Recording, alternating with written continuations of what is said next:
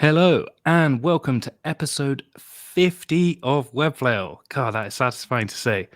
I'm your host, Jack, and today my guest is Joe Krug. If you're listening to this podcast, you probably already know Joe and the incredible things he has done, not just for him and his team, but for the Webflow community too. But let me recap just in case. He started Finsweet Web Agency in January 2016 with no dev knowledge, no money, but through determination and hard work, he grew in confidence after getting results for clients and things accelerated. In 2017, Joe hired two devs and really started motoring. As the agency grew, he started a YouTube channel in 2019, and by the end of that year, he had 12 employees. In early 2020, he turned down a $1.24 million offer to sell Finsweet and has since gone on to create the Finsweet community, cloneables, client-first build strategy, attributes, Finsweet Chrome Extension, and acquired Wized, just to name a few of the things that Finsweet have been doing. It's insane. The failures we talk about today are a startup that taught Joe a lot about business, failed cold calls with website clients, and hiring the wrong people early on in Finsweet. Joe, welcome to Webflail. Thank you, Jack. I am really happy to be here. Great. And I hope I got all the dates right there. Sometimes when you refer to people's websites and LinkedIn and stuff, you have to check these things. And I was nervous that I was going to mess that up, but I'm glad that we got it all together.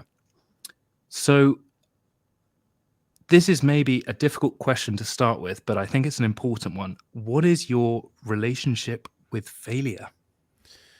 Relationship with failure. I would say it is ongoing, common, and something I work with on a daily basis. Failure, I don't always see as negative. Sometimes it could be negative, sometimes it could be positive, but I like to have successes and failures every single day. So I would say a pretty healthy relationship with failure. It does sound it. I mean, I can't help feeling all the things that you've tried to do, and some things go really well, some things don't go so well, but you keep making, you keep growing. So, I mean, I guess it's a little bit like stress. When people say, "Oh, I don't want a stressful life," but some stress is good stress, and I think failures help you grow. I mean, it seems that you've got the same opinion there. Yeah, absolutely. If you don't know what a failure is, then you don't know what success is. I think they play together very well. If you have a goal to do something, or you want to go and complete some task, there has to be a success or a failure point. You have to decide what that is. You can't just do something and not have any outcome to it, whether good or bad. So yeah, absolutely. It's just something that exists and it's okay. And very educational, right? I think a lot of what I learn in business is from the failures, from Mm, my failures, from other people's failures. It's the best learning tool. mm. And I guess it's interesting to read you back that intro of all your achievements as well. I mean, after 7 years, I mean, how do you feel about your achievements? Do you look at them like, yeah, whatever, next thing, like I'm just cracking on, or how did you process that intro being read back to you? Well, we've done a lot. Every time I read that company history or hear something like that, I think, wow, we've done so much over these past 7 years.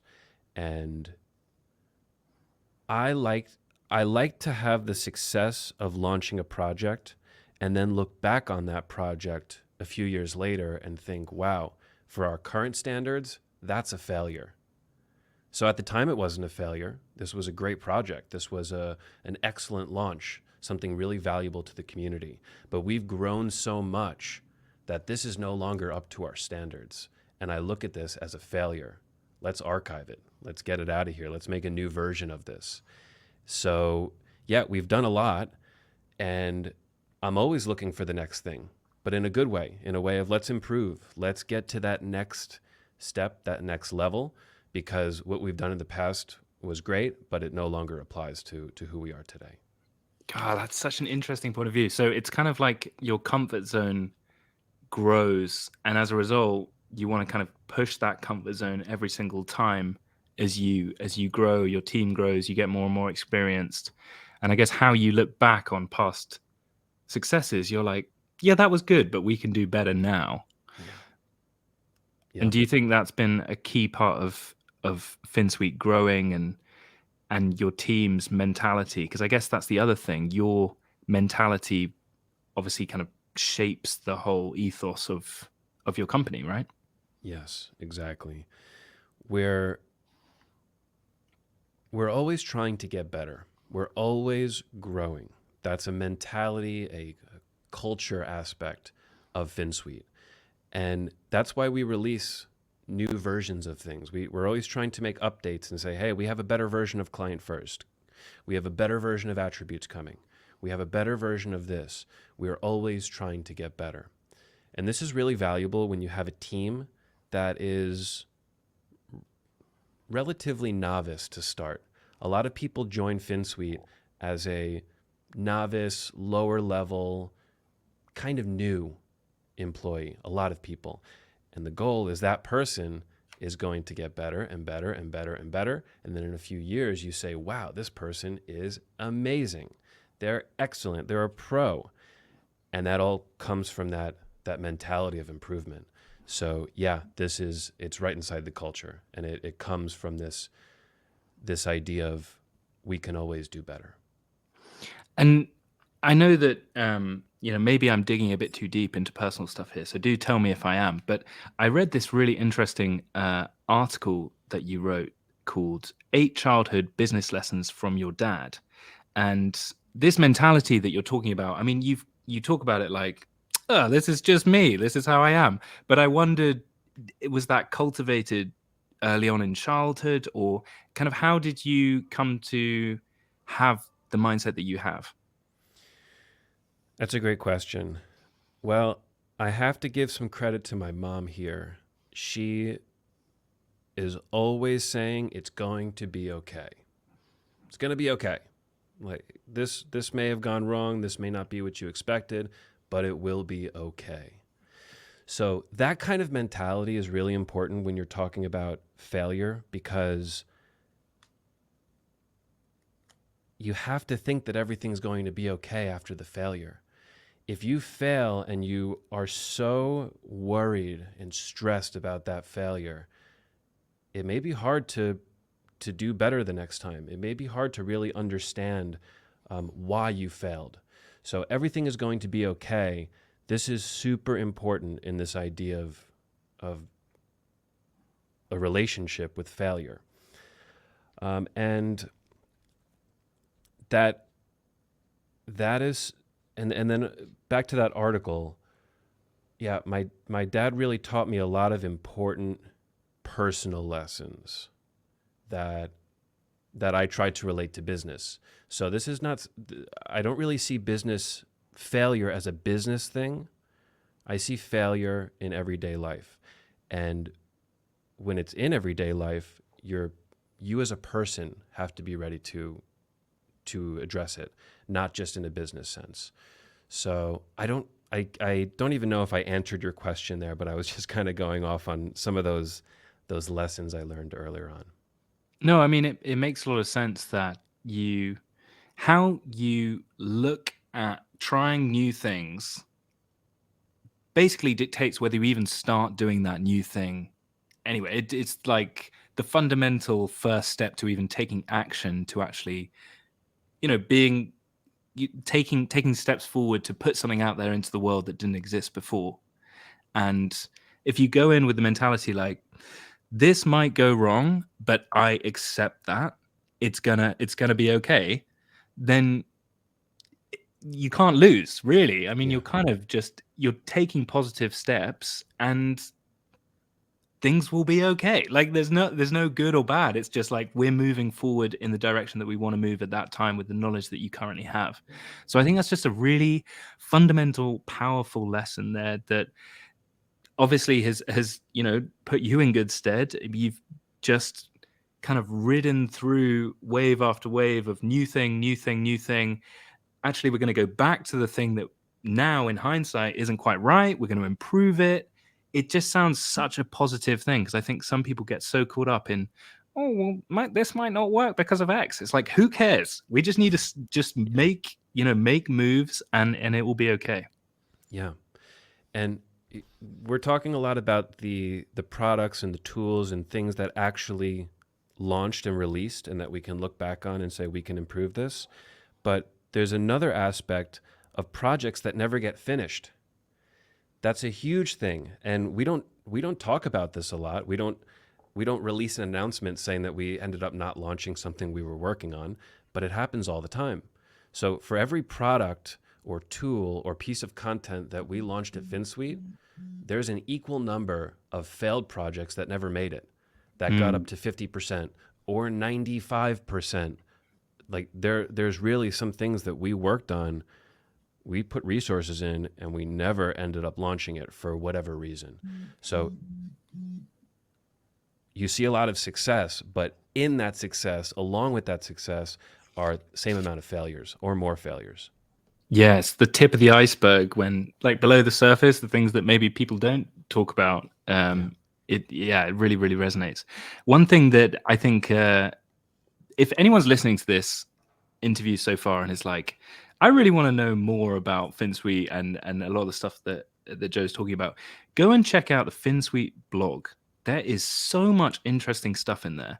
But one article that you wrote that I want to reference that very much links with this is, there's one called "Why I Didn't Sell Finsweet for $1.24 million," and you talk about, there's a title that says "The Crazy Shit Finsweet Does and Wants to Keep Doing," but you essentially talk a lot about how your perception of money is very different from the traditional agency model, and I think this very much lends itself to just being like, "Fuck it, let's do it" type mentality that seems to have put you in really good stead. And I just want to touch on that. Can you explain to anyone that hasn't read that article how you approach the business side of running an agency, and how you just try stuff out in a way that most agencies might think, whoa, that's crazy? Yeah. Well, we release a lot of products, we build a lot of tools, and we really don't look at the financial impact of building those tools and building those products. Before we think about money, we think about, do we need this tool? Do other people need this tool? Is it worth our time and effort to build this tool? And that's the leading question. Not do we have enough money to build it. We have to be scrappy. We have to do a lot for a relatively low amount of money, a low amount of time. And that's how we decide if we do the next thing. Should we be doing this? Not can we afford it? Now, we were not able to do this early on. I'm not saying that we're doing this kind of mentality in the first or second year. Once we start building a little bit of money on the side, we can now start to worry less about it. So that's the mentality. Not saying, hey, we can't do this because we can't afford it. Say you can't do something because it's not a good idea. That's the reason you shouldn't do something. And I think also it's quite a lazy excuse to say, oh, we can't do this because of money. Because I think sometimes having very little money gives you the kick up your ass you need to actually think quite creatively and problem solve in a way more dynamic way than you would with all the money in the world.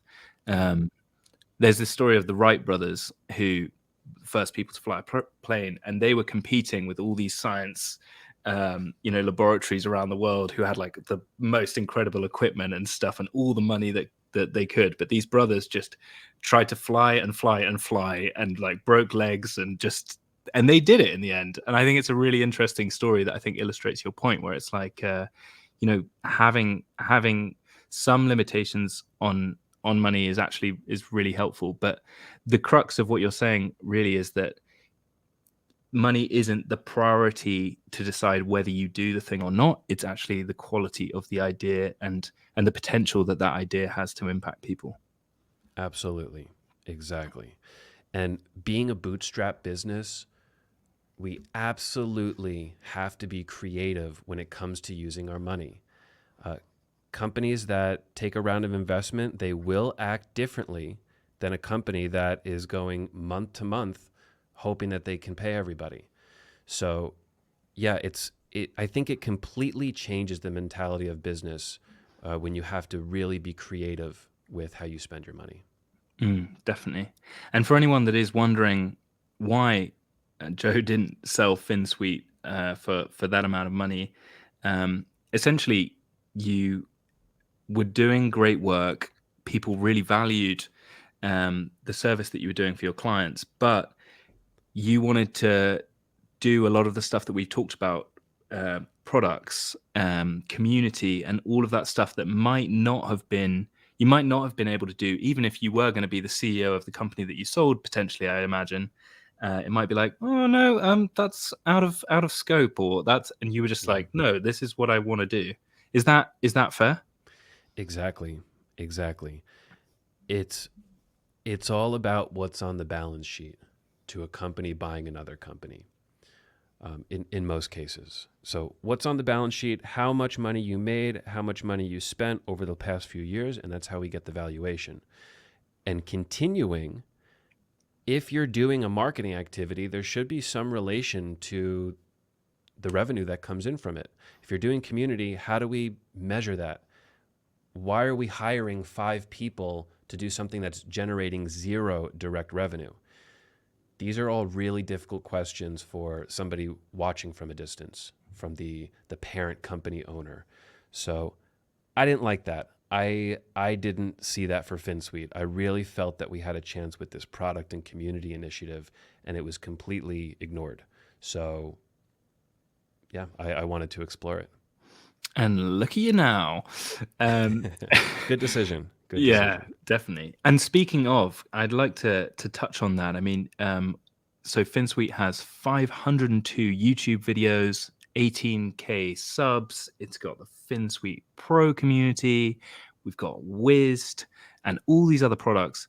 Can you tell us a little bit about, how Finsweet has changed from design and dev to now focusing a lot more on kind of community and products? Well, let me start at the beginning here. We were design and dev, and we moved to dev because I thought it would be a better working experience for the whole team. It was really a culture move. It was, how can I get people working on projects, feeling good at work, making money, and limit stress, limit limit failures, really. With design, we found that there were a lot of failures that were just out of our control because design is so opinion driven.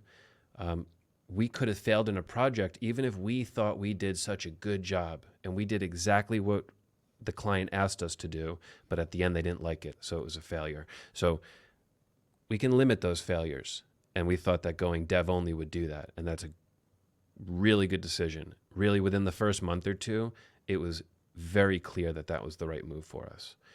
And then as we started doing that, we started getting more into dev.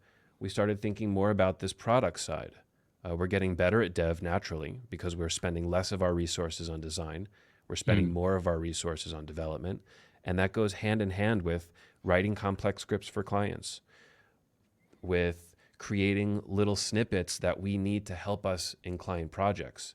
And if we're doing all of these things for ourselves and we need these things, we know that other people need these things.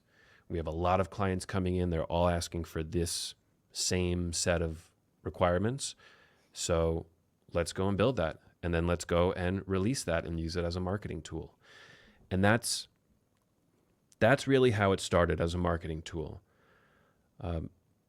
Just creating cool things that show our talent. That was a way to get clients to say, wow, look at what they built here. They have to be able to build my marketing site. They built this whole tool. This is so impressive. So it really helped the company. The transition, it helped it all throughout, through brand image, through people following the company, through clients finding us through YouTube and through Google search. The transition was a really, really good one for us. Every single step was the right move. I feel like we could do so many different episodes about content creation, about like lead generation by building products, the lessons that you've learned from products. But we're not going to do that because it's time for your failures. Yes. And I'm excited to get into these. There's plenty more nuggets to come. So tell me about failure number one, a startup that taught you a lot about business. Yes. I always wanted to work for myself ever since I was young. This is something young age, 10 years old. I always thought that I was business owner, entrepreneur, doing my own thing. After college, I had an interesting offer from a neighboring company that was doing something similar to me, college couponing, college discounts, and I joined this company, and it was a really interesting experience. There was a lot of people my age doing these very advanced business things. And what I mean by advanced business things is making decisions, building teams, managing clients, managing, doing all of these things. And when you're right out of college, 21 years old, that's a lot. So I go to this company and I'm learning so much. Every day it's like I have a new thing that I said, wow, I learned this at work. I was managing a sales team. I was selling myself. I was helping with company operations. I was playing around with websites. This is the transition into websites. But really what I learned the most from this company was through some of its failures. And that's what made the experience so valuable. In the end, the company failed. And one of the big reasons for that was a lack of transparency. There's a lack of transparency everywhere throughout the culture. And it really taught me that that's not the best way to do business. You can do business like that. It's not necessarily wrong, but it's not the best way to do it, because transparency builds trust, and trust is what builds your business internally and externally. So yeah, that first experience, that first pre-Finsweet experience that I had was incredibly valuable. Wow. Okay. So, I mean, why did this business fail? Do you think it was to do with the lack of transparency, or was that just a side note as to how you didn't want to run a company in the future? Well, I think any company would fail for a wide array of reasons. I think transparency is one of them, but there were many other things that would make any company fail. Let's see. A few of those would be decision making. It's sometimes you make a decision and you look back on it and say, wow, that was not the right decision. That's okay. That can happen. But if you find that that's happening all the time, where most decisions get that end response, that wasn't the right decision, that can really hurt a business. So consistent decision making that just wasn't the best decision. Then the transparency and talent. The talent was good in places and not good in other places. And it also showed me that web development, web applications, websites, it's all very complex. It's all very challenging. And I don't think that the team was assembled well enough to really carry out a lot of the vision that the company had. So, bunch of reasons for failure, and I would say those are three top ones. Interesting. And on your website, I mean, you've got the values. You have a blog where you write very candidly, even about your childhood. You've got hundreds of videos where you're talking about the ups and downs of running an agency and the things that you've learned. So you've obviously, I mean, you've kind of gone so hard the other way that you're like, I am going to be full on transparency. But that seems to have been an active business decision as well. I mean, is this kind of linked to the mentality around putting products out there and creating content and things that are basically helpful for people so that your own profile is raised and your brand image is raised? Is that fair? Yeah, that is fair. That's a great analogy there. So I tend to do that when I find that I want to do something, I go 100%. So I find I don't want a lack of transparency. So now I go the exact other side, extreme level, where I say, I will be as transparent as possible. If anybody asks me a question, I'm here to answer it. It's very rare, internally and externally, that I decline answering a question. So I'm here to be transparent, 100%. The product and community side of Finsweet wasn't as respected in the potential buyout. So I went 100%. Hey, this buyout didn't happen. This was one of the reasons, the product and community. So now let's go 100% with that. Like let's take this idea and this initiative and this passion and see if it works. See if it can do what I imagined it would do. So yeah, absolutely. It all ties together. I see something I don't like. I see something that I think can be improved, and I go 100% the other way into trying to implement that or do that or improve on that for myself. Interesting. One thing that kind of links to this idea, I think, about being transparent and putting yourself out there, actually not only just being good for your company, but good for lead generation, good for community support, etc. There's a beautiful quote on your website that says, "We don't hire salespeople for sales; we hire creators." And I've noticed that there's been some pretty big new hires at Finsweet over the last few months, from Alex to others. Can you tell us a little bit about Finsweet's mentality, not just from you as a content creator and kind of being the face of Finsweet and getting leads, etc., but also kind of giving these same tools and tactics to the rest of your team and being like, hey, we can all do this, guys? Yeah. This is something relatively new. This idea of I was the face of the company. I created the most videos. I created the most content. I released the most projects, to everybody on the team will now be supporting this role.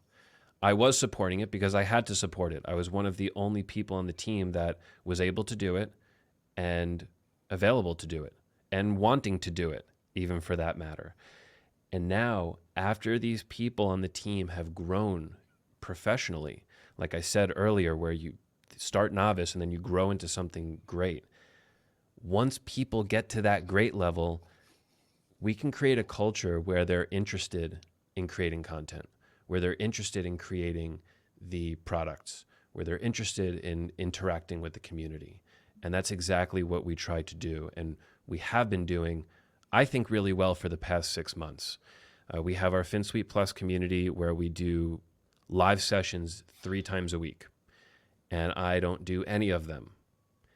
And for the past 6 months or so, we have been constantly putting out videos from the team, from, hey, I've never filmed a video before, to now I'm going to do a live session with my company, Finsweet, and it's going to go out on YouTube. And people are doing it, and it's so nice to see. So yes, I started the trend, I set the stage, and my perfect dream is that I can now step away from it. I can go further and further away from that task, that initiative, and watch this beautiful, flourishing team take it over and hopefully improve on it. Do you not think, though, that this is the Joe of today talking versus, like, before? Do you think you were making the most content and stuff partly because you're trying to, like, kind of let go of the tools, but you're like, well, this is kind of what I'm like, this is my thing, this is my baby, you're gonna hold my baby? Like, do you think you're at a level of maturity as an agency owner to now know when to step in and when to, basically empower the rest of your team to be like, hey guys, you got this, go, go, go, go? Oh, yeah, absolutely. This is something learned over years. And I think a skill. It's definitely not something that was easy or I was able to do earlier in the business. Right? I needed to check everything. I needed my final touch, my final comment on everything, whether that be client work or a piece of content or anything like that. But now I don't have to check everything. I don't have to check most things. I check them because I want to, because I'm interested in the project and I want to see it. But now we have a team that is very capable of doing these things by themselves. And there's a really great post in our knowledge tips section, the content that we've been talking about, the news section on the Finsweet site. I think this one's called "How to Be a CEO in the Background and Lead Others," something like this. This talks about this exactly. This idea of when do I delegate something? When do I make the decision? When do I let somebody else make the decision? And it's a hard skill, a challenging skill to get to, but I really feel that I'm there. I'm there doing it. I'm not perfect at it. I'm not saying that I'm a professional at doing this and delegating and having other people do what they should be doing and what I should be doing, but I'm getting better and better at it. And this year is the real test of, can Finsweet go and grow and learn and do their own thing without me being very present? That blog, just to give the exact title, just in case anyone's looking for it, is "How to Be a CEO in the Background by Learning to Delegate Everything." Yeah. So definitely recommend checking that out. There are loads of powerful insights there. So it sounds like you have basically gone through a process of essentially trying to be delegating, but kind of stepping in and being like, oh, I'm just going to check that just before you put that out. And now you're at a level where it's like, I trust you guys. You'll get it sorted. It's going to be okay. Maybe just to bring back the first thing that you said. Yeah, it exactly. It will be okay. Even if Mm, there's an issue or a mistake or I hate to see a spelling error, it's going to be okay, right? Nothing is going to happen really bad to the company, right? This is not something that will ruin our image or ruin our company. So it's going to be okay. And yeah, that mentality, it has to be with you on a daily basis. If it's not, I think it brings a lot of stress and it brings a lot of anxiety to hope that everything is going to be okay. But you don't have to think about it because it will be okay. and maybe stress to your team as well, which might Yeah. cause them to be anxious and mess up. And Mm-hmm. I think it kind of starts with the attitude that you have. In my experience of working for different agency owners, if they're Yeah. stressed, then I think workers are stressed. Tell me about failure number 2, failing to cold call for website clients. Sure. Failing to cold call website clients. I could have got a poster about this that said failure in cold calling clients for the first year of Finsweet. I I was failing every day trying to get new business. It was cold calls. It was sending surprise websites to people. It was messaging friends saying, "Hey, is there any website I can build for you?" Just trying to build websites. I would call. I should say, I called over 100 companies in 1 month, and none of them wanted to work with me. It was really sad. And I was so good on the phone too, right? I just came from this other startup. I was leading a sales team. I was great with phone sales. I just came from a phone sales position. Mm. And now I can't sell anything.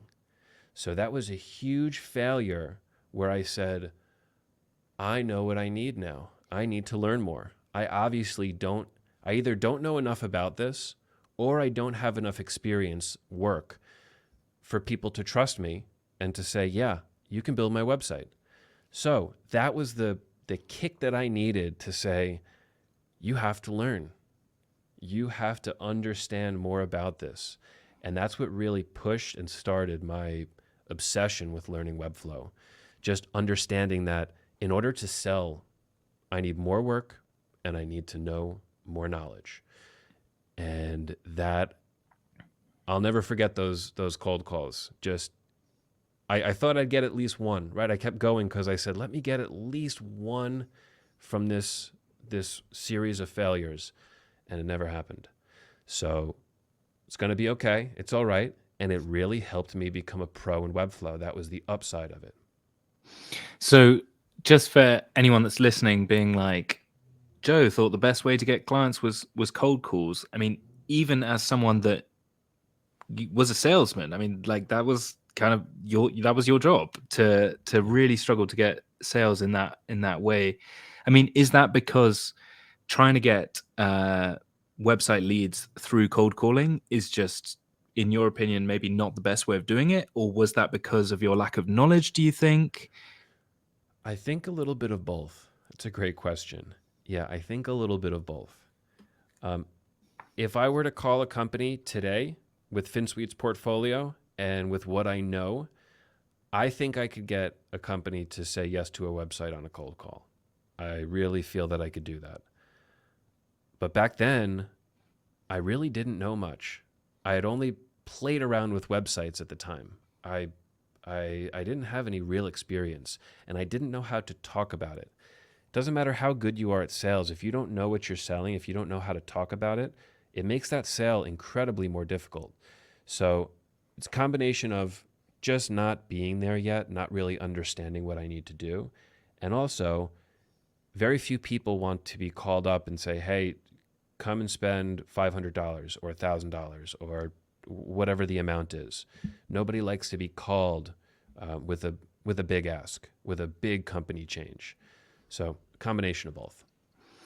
There's a great quote on your website which very much links to this, which says, clarify and educate rather than convince and sell, which I think summarizes really well what you're talking about there. Like, if you don't know what you're selling enough, it's going to be very hard to even convince your mum to buy a website off you.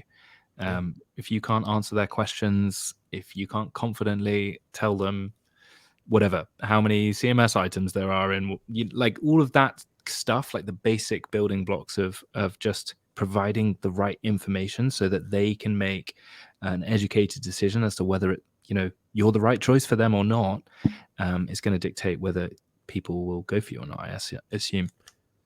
absolutely. And I think at that time I was convincing. I was trying to convince people to get a website built by me because I didn't have enough knowledge to educate them. I didn't know what to educate them about. I didn't have any education myself. So, yeah, I was absolutely convincing. And a good salesperson, they can get by with convincing.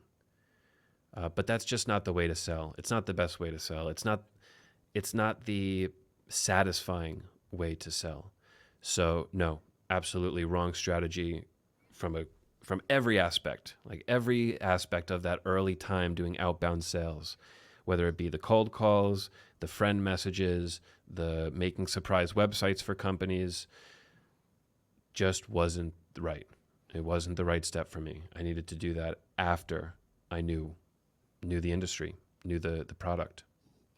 So if you were to give advice back to Joe in 2016, I mean, would you say, Joe, put the phone down, lock yourself in a room for a few months and get working, Hmm. get a real depth of skill set with building websites, know what you're talking about, and have a strong portfolio that you can actually show rather than tell. Is that the advice that you would give an earlier version of yourself? That's exactly the advice, of course. And the cold calls, it wasn't really a problem for me. It's not like I spent months cold calling and months doing marketing. Mhm. remember that I just came from phone sales. So making 100 calls is a lot of calls, but it just felt normal to me. It really didn't hurt me. It was just a moment where I said, wow, I need to do something else now. So I Mm. very quickly learned from that failure, and I went on the right path. But yes, what you said, start building that portfolio, start understanding what you're selling, understanding this industry. That's the first step. That is absolutely the first step. And very often when you're doing that, it's not the time to make money, and it's not the time to grow your client list. You have to build projects for yourself and just for fun to get started.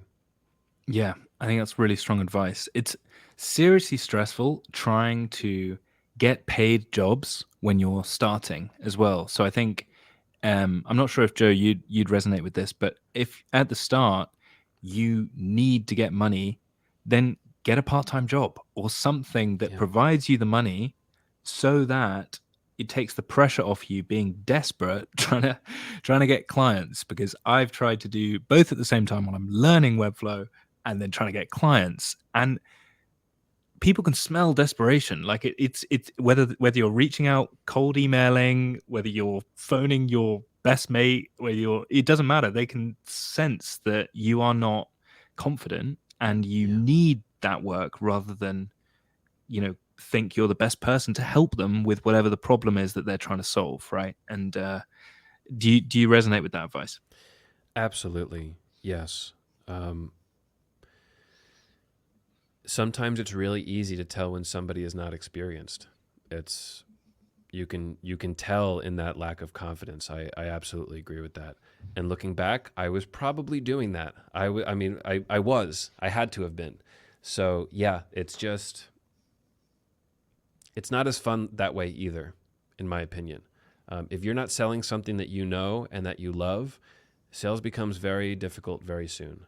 Mm. So yeah, that's I absolutely agree with that. Question about that. I mean, you had gone from a sales job, and I can imagine that you'd be very good at sales. Like you've got a, nice voice, you're very chilled. Like it seems like, you could sell insect repellent to a wasp. But what I don't understand is why you then were like, I'm really good at sales. I'm now going to lock myself away and make websites for people. Can you just explain? Because maybe we should have covered this earlier in the podcast, but why did you then decide that you were like, I'm going to change career and I'm going to knuckle down here? I became so interested in websites and technology through the previous startup. So there were some tech problems with the startup, applications not working, websites not working, and through that, I became very interested in how it worked. Like, how is it working yesterday and it's not working today? And you made this update and now everything is broken.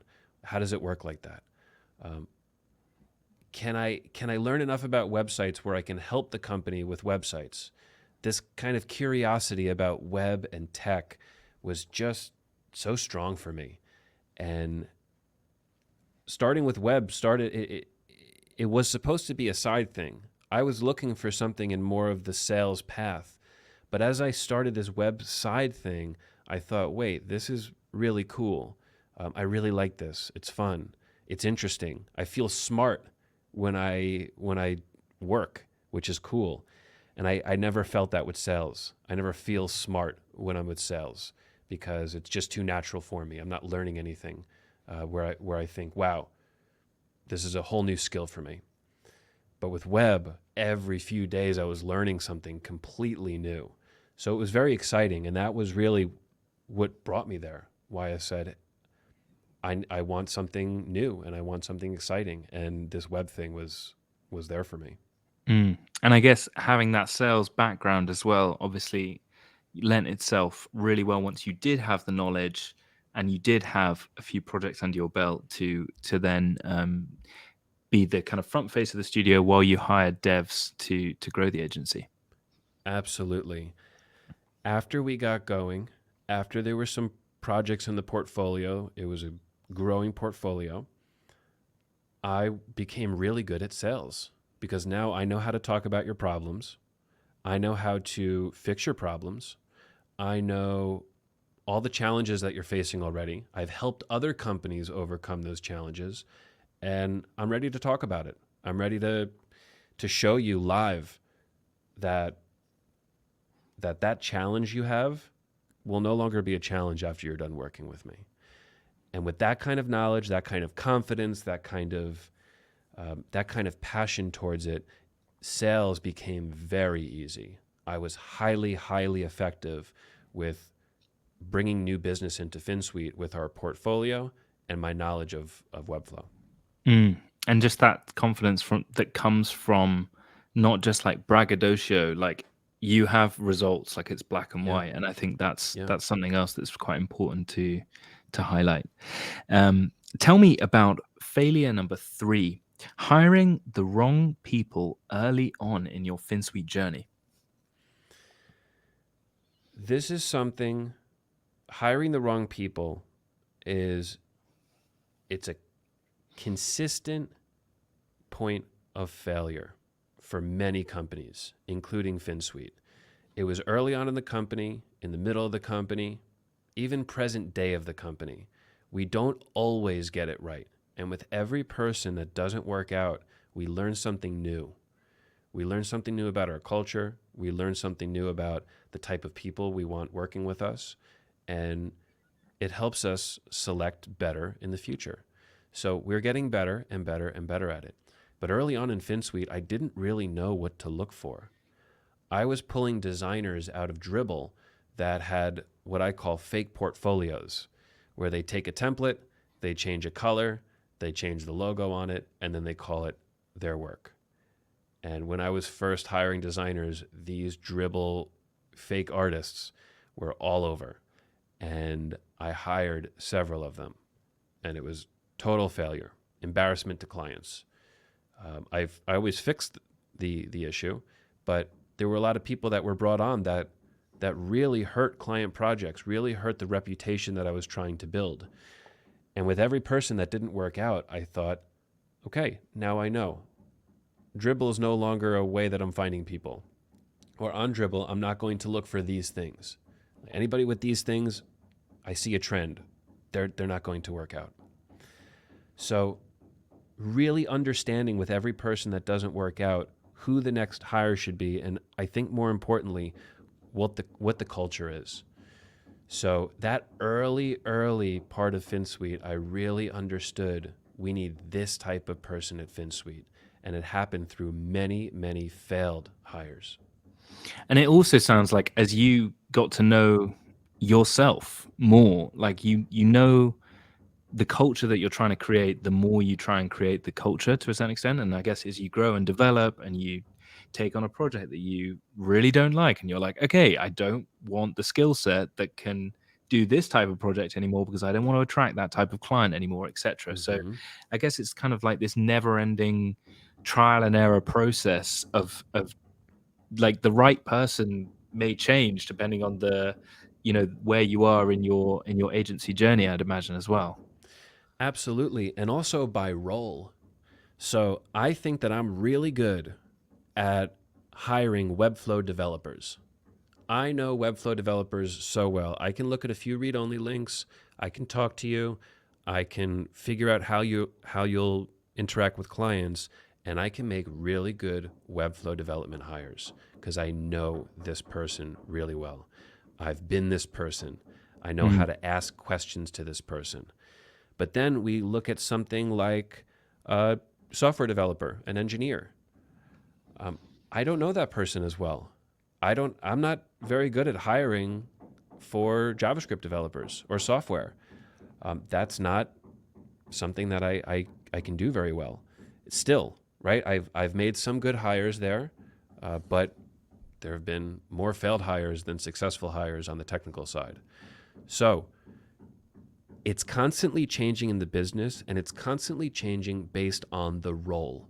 And as the company grows, there's more roles. There's different roles. So constantly, this person that needs to work with us, they need a set of skills that match with our culture, but they also need really specific skills. And sometimes it's hard to find those before you start working with somebody. So it leads to a lot of failure. You bring somebody on to start working and you realize, wow, they don't have this specific skill that we didn't really check for early on because we didn't realize it would be so important in this new role. Does that make sense? Yeah, definitely. It's such a nuanced thing, but it's like the make or break Yeah. between a great hire and an abysmal hire, which can like, destroy relationships with clients and stuff. It's fascinating the dynamic that also the more people you add as well, the more complex and nuanced this gets and the more it needs to be right. Yeah.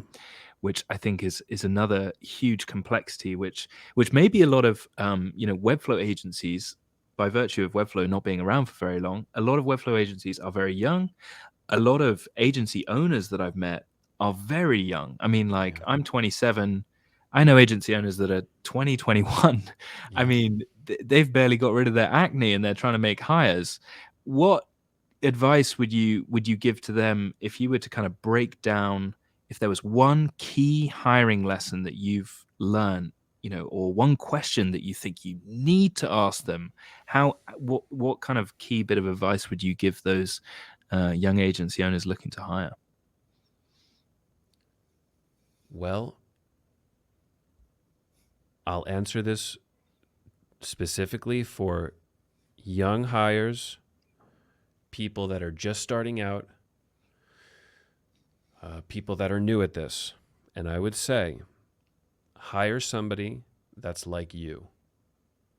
Hire somebody that you see similar traits in yourself. I'm talking early hires, right? You can't do this forever, right? There has to be different ideas and different ways of doing things later on in the business. But when you're hiring the first person, hire somebody that thinks like you. Hire somebody that is ready to have the same work ethic as you. Hire somebody that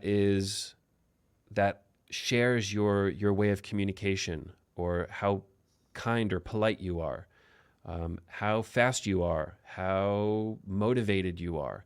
If you try to find somebody that is similar to you, it's going to be easier to work with that person. They're likely going to share the same culture initiatives as you will. And then as you hire the next person and the next person, the more people that are like you, the more your culture is going to embody your idea of culture. And of course, when I think of culture, a lot of it is thinking about how I would do culture, right? I'm the one making the decision of how we can transform this culture. It's my thoughts. So if I have more people like me working on the team, that culture initiative will be brought out really well. So that would be my advice, and that's a very general advice, right? I could go over the 10 most important questions for hiring people, but if it was just one thing, it would be hire someone like you.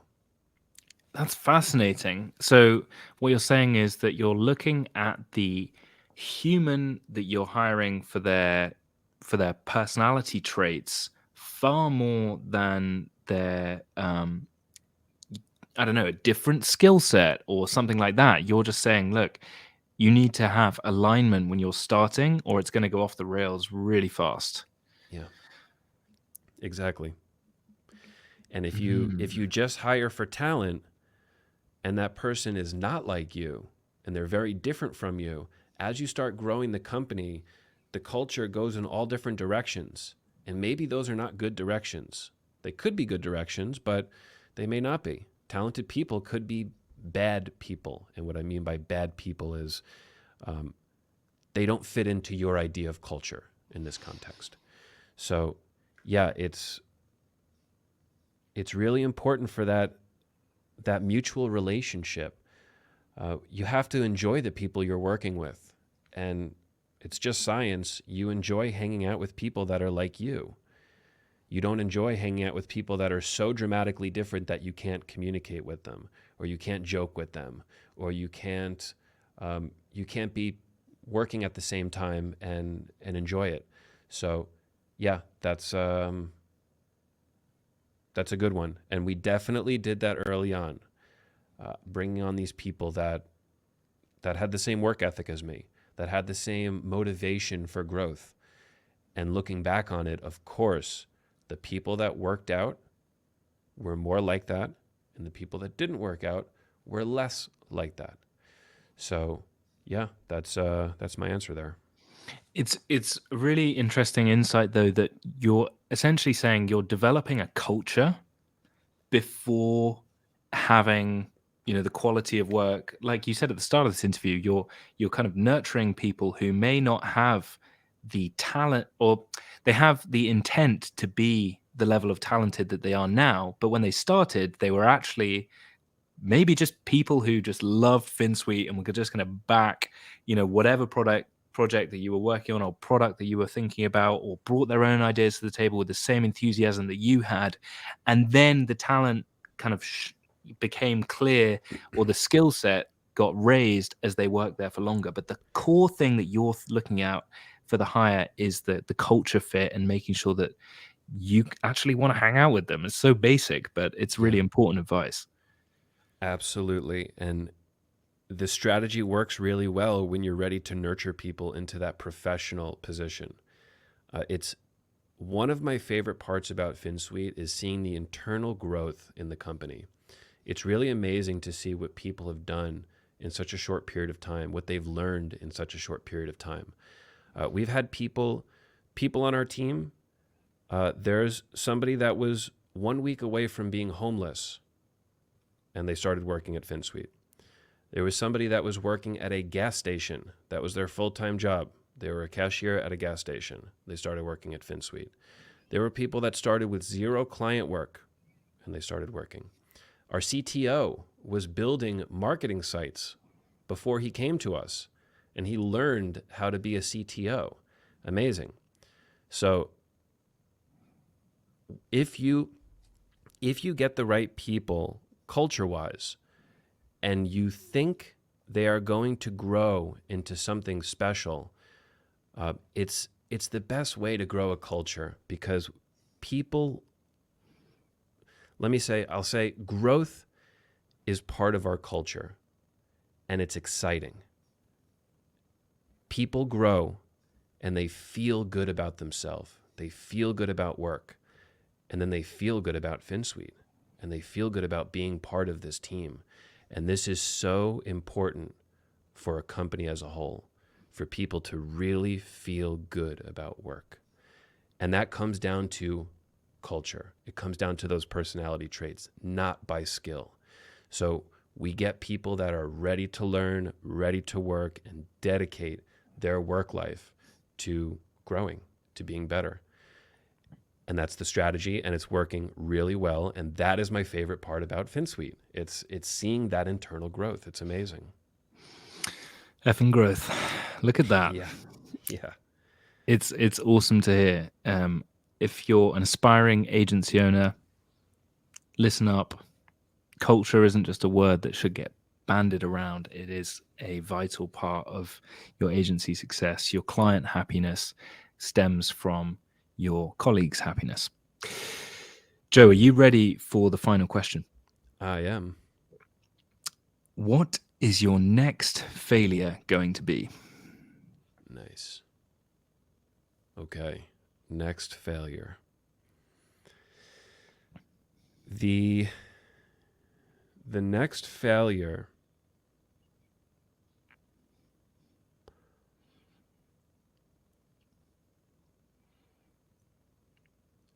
this is a really interesting question. I try not to think about future failures. I go into everything with the expectation that it will not fail, but if it does fail, it's okay. So I don't have this one ready right now. I'm going to answer it, but this feels very weird for me to answer. I would much rather look in the past and understand those failures and just keep moving and doing what we think is best. But my next failure, I think, is going to be somewhere around the operations of product. I think we are doing very well with product. We are we're doing a lot with very little resources, very little working resources, very little money, and we are outputting a very, very nice set of products. As we continue to grow these products and grow these teams that are working on the products, I see there being some operational, organizational friction just naturally as teams are growing in different directions with different products, but they all need to kind of communicate and talk to each other. So I see some failure in there. It's already starting to happen a little bit. Not bad, but yeah, I think it's going to get more challenging, and I'm ready for it. I'm like, it will happen, and that's fine, no problem. We'll learn from it, but it's completely different than agency. The agency model we have down so well. I built a good base. Jay Wolf, our head of sales, head of agency, has done such a good job continuing and growing that agency, and we're so good at that. But product is so new for us, so I really see some potential friction in that product side. We have to come back on the podcast. Yeah, I'd love to. I feel like we've there's so many other questions that I want to ask you, but my podcast editor, my little brother, is going to kill me if I go too much over the hour, and he'll want extra money. So we're going to end it there. Joe, thank you so much for coming on Webflail and sharing so vulnerably. It means the world that I could ask you such intrusive questions about your past and your future. Thanks, Jack. I had a great time. Thank you.